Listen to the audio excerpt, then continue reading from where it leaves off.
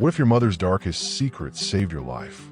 One night in the desert, armed men surrounded my car until they heard her voice on the phone. What happened next changed everything I knew about her past. This is the truth. This is crucial background for what I'm about to share. Let me begin here. I've always had a lingering doubt about my mother's early years.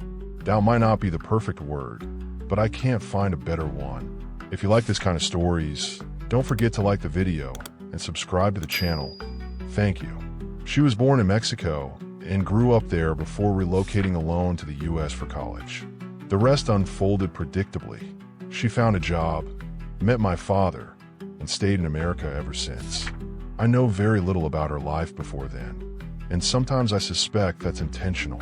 She sidesteps any discussion of her past, deflecting questions with humor or shifting the topic. As a child, my dad explained it away as unresolved childhood trauma, better left unspoken.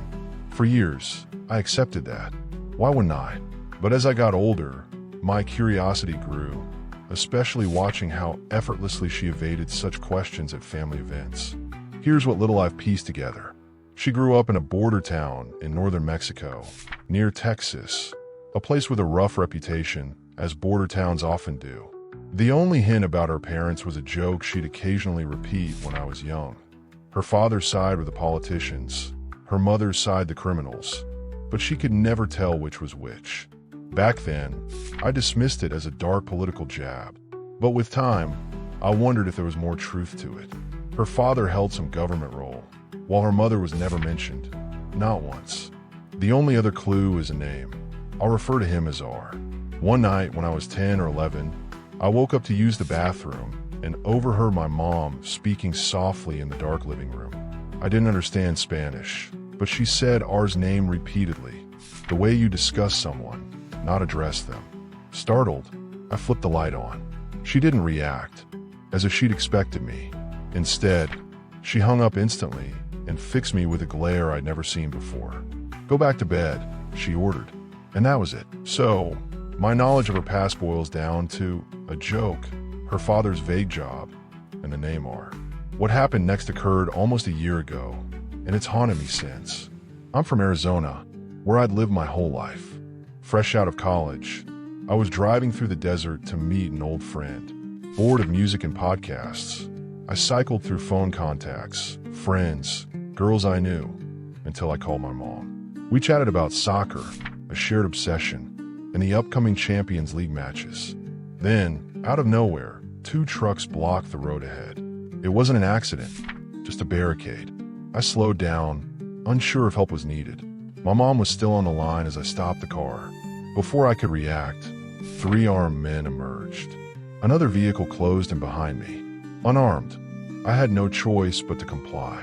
One man rapped my window with his gun, signaling me to step out. The other stood guard. Hands raised, I obeyed. The leader barked orders in Spanish, a language I regret never learning, especially then. They took my phone, wallet, and keys, leaving me stranded in the desert. Then, a twist, I realized my mom was still on the call. Through the window, I watched the man in my truck hesitate before listening. My mom was talking to him. His lips moved, a full conversation in Spanish. I'm certain I saw him repeat R's name, just as she had years ago. The other men noticed, huddled around the truck, then turned to stare at me.